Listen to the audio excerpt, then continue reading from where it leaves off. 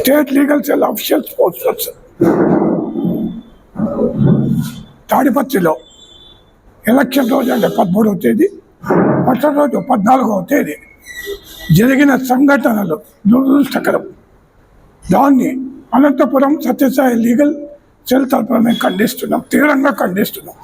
Police వారి సమక్షంలో ఇలాంటి దుర్ఘటనలు జరగడం ప్రజాస్వామ్యానికే ప్రశ్నార్థకం. It's questioning the democracy of India. ఇటువంటి సంఘటనలను పోలీసు వాళ్ళ సమక్షంలో జరగడము తీవ్రంగా ఘర్షిస్తున్నాం. తర్వాత మేము ఎందుకు ఇలా జరుగుతుంది, ఇక్కడ అనంతపురం జిల్లా తాడిపత్రిలోనే కాదు, గుంటూరు జిల్లా పల్నాడులో ఇక్కడ ఇప్పుడు మనం ఒక్కసారి చూసుకుంటే ఇక్కడ జరిగిన సంఘటనలన్నీ ప్రేరేపించింది ఎవరు బాధ్యులు, ఎందుకు బాధ్యులు, ఎలా చేస్తున్నారు, దీన్ని మేము విశ్లేషిస్తే కారణాలు మాకు తెలిసింది ఏమంటే ఈ ఎలక్షన్స్ ఒక రెఫరాండం, తెలుగుదేశం ఉనికికి ఒక రెఫరాండం, తెలుగుదేశం మనుగడకు ఒక రెఫరాండం. రేపొద్దున ఎలక్షన్లో ఓడిపోతే ఆంధ్ర రాష్ట్రంలో తెలుగుదేశం పార్టీ మనుగడ సాధిస్తుందా లేదా అనే ఒక భయం వాళ్ళలో చెప్పుకునేది. ఎందుకంటే మనం ఎన్నికల పోలింగ్ సరళిని చూస్తే మనకు బయటపడుతున్నదేమంటే ఆ దేవుడు దిగి వచ్చిన వైఎస్ఆర్సీపీ కాంగ్రెస్ పార్టీ ప్రభుత్వాన్ని ఏర్పాటు చేయడం ఆపలేదు. కారణం ఏమంటే మేము బీద ప్రజల దగ్గరికి, మేము డౌన్ ట్రాడన్ పీపుల్ దగ్గరికి వెళ్ళి అయ్యా ఇవి మేము చేశాం, మాకు ఇంతకుముందు మీరు ఒక అవకాశం ఇచ్చారు, మేము ఇవన్నీ మీకు చేశాం, ఇంకా ఇలాగే కంటిన్యూ చేస్తాం, వాటిని ఇంకా మెరుగైనవన్నీ తీసుకొస్తాం అని మేము చేసిన పనితనాన్ని ప్రజల్లో పెట్టి మేము ఓటు అడిగినాం. ఆపోజిషన్ పార్టీ వాళ్ళు ఏం చేస్తున్నారు, తప్పుడు మేనిఫెస్టోలతో సాధ్యం కాని మేనిఫెస్టోలను పెట్టి మీకు అవి చేస్తాం ఇవి చేస్తాం అని ప్రజల్లోకి పోయినారు.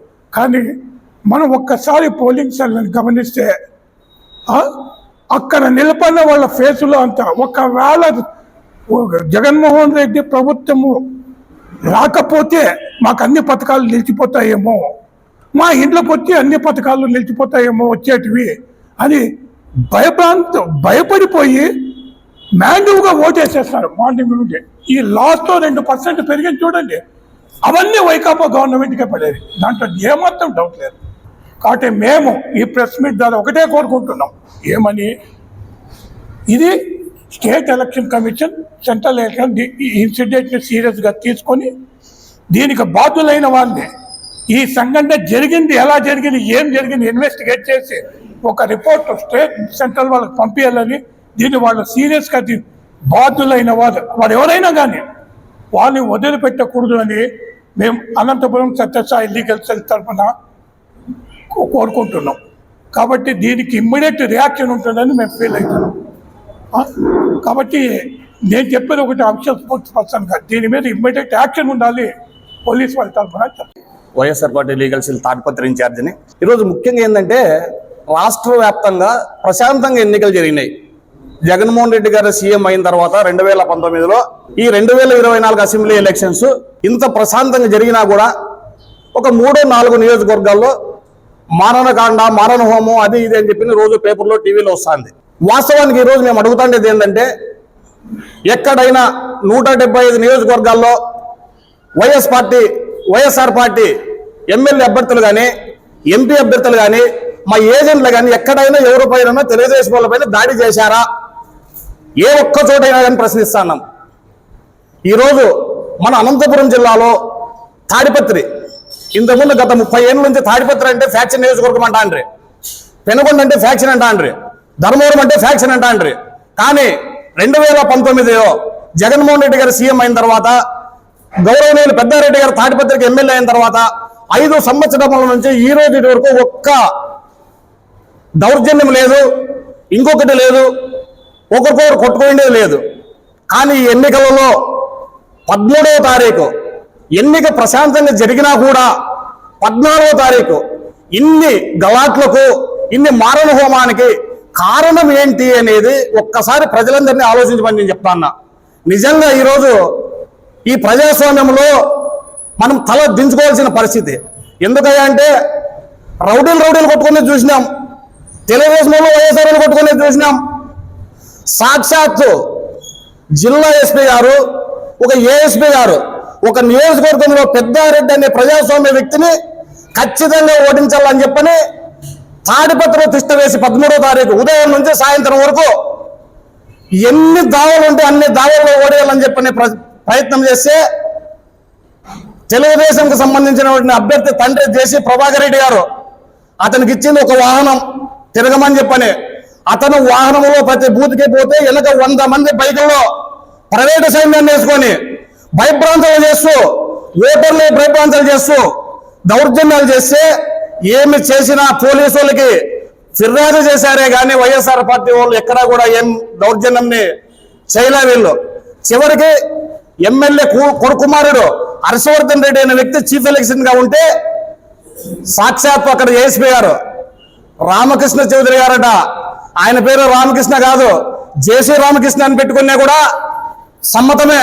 ఎందుకంటే వైసీపీ పార్టీ అభ్యర్థి కుమారుడు ఉన్నటువంటి chief election Harshavardhan Reddy vehicle check చేసి వెనక ఒక అటెండర్ని కూడా లేకోకుండా అందరినీ పంపించి నువ్వు ఒక్కటే పో అని చెప్పని చెప్తే అవతల పక్క వెంటనే జేసీ ప్రభాకర్ రెడ్డి గారు 100 వెహికల్లో కూడా తిరిగినా కూడా ఏమాత్రం పట్టించుకోలేదంటే మీరు జిల్లాకి ఏఎస్పీనా లేదా తెలుగుదేశం పార్టీకి చీఫ్ ఎలక్షన్ ఏజెంటా అని చెప్పి నేను ప్రశ్నిస్తాను. అదేవిధంగా ఎస్పీ గారిని, ఇంతకుముందు అన్బురాజన్ గారిని ఈ జిల్లాలో శాంతి భద్రతలు పరిరక్షిస్తూ నిజాయితీగా ఉన్నటువంటి అన్బురాజన్ గారిని కుట్రతో వైఎస్ఆర్ పార్టీకి సపోర్ట్ చేస్తారని చెప్పిన ఆరోపణలు చేసి పక్కన పెట్టారు. ఓకే, పక్కన పెట్టారు. ఈ రోజు కొత్త ఎస్పీ గారిని పెట్టారు. మీరేం చేశారు సార్? ఈ జిల్లాకి ఎస్పీనా మీరు, లేదంటే తాడిపత్రి నియోజకవర్గానికి ఎస్పీనా అని చెప్పని మేము లీగల్ సెల్ ద్వారా ప్రశ్నిస్తున్నాం. ఈ రోజు ఒక న్యాయవాదులుగా మీరు చేసింది చూసి మాకు సిగ్గైతుంది. మీరు ఉదయం నుంచి సాయంత్రం వరకు నియోజకవర్గంలో ఒక వ్యక్తిని ఓడించాలని చెప్పని అయ్యి పుట్టిన దావలో మీరు ప్రయత్నం చేస్తే ఇంతకన్నా సిగ్గుచేటు ఉందంట. చివరికి పెద్దారెడ్డి గారు రెచ్చిపోలేదు, గలాటికి రాలేదని చెప్పని ప్రభాకర్ రెడ్డి గారు మధ్యాహ్నం 12:30కి వెహికల్స్ మీద రాళ్లతో దాడి చేశారు. అయినా వీళ్ళు శాంతించారు. పోలింగ్ జరుగుతుంది, మనం ఎటువంటి పరిస్థితుల్లో తగాదాలు పోకూడదని చెప్పని వాళ్ళు వైఎస్ఆర్ పార్టీ వెహికల్స్ మీద రాళ్ళు వేస్తే ఎస్పీ గారు ఏఎస్పీ గారు ఏం చేస్తారయ్యా? తెలుగుదేశంలో అరెస్ట్ చేయాల్సింది పోయి పెద్దారెడ్డి గారిని అతని కుమారులిద్దరిని మా లీడర్లందరినీ హౌస్ అరెస్ట్ చేస్తారు సాయంత్రం 6 గంటల వరకు. ఎన్నికలు అయిపోయిన తర్వాత బయటకు వదులుతారు. మరి వాళ్ళ లీడర్లందరినీ బయటకు తిన్నారు. ఒక్క ప్రభాకర్ రెడ్డి నోటు ఎప్పుడు హౌస్ అరెస్ట్ చేస్తారా అంటే 5 గంటలకు. అంటే ఎలక్షన్ గంట ముందు అంతా చేసుకోవాలి పోని.